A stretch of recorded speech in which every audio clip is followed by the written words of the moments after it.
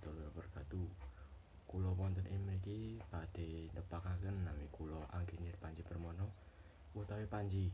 Kula sekolah wonten ing SMK Negeri 1 Wonosobo kelas 11 RPL 1. Griyanipun kula wonten ing Campursari Garda Kabupaten Wonosobo. Kaluwihanipun kula wonten ing jurusan RPL inggih menika nggadhahi kesanggahan damel web aplikasi lan game.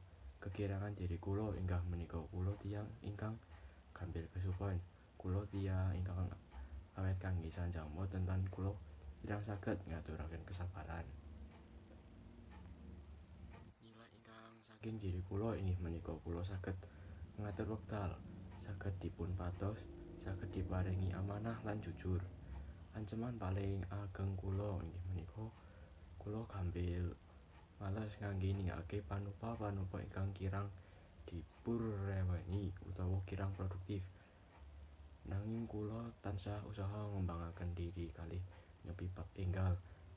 Keterampilan ingkang kula gadhahi ingkang menika kula terampil ing bidang olahraga, contone ana ing bal-balan, futsal lan voli lan tasih kathah liyane.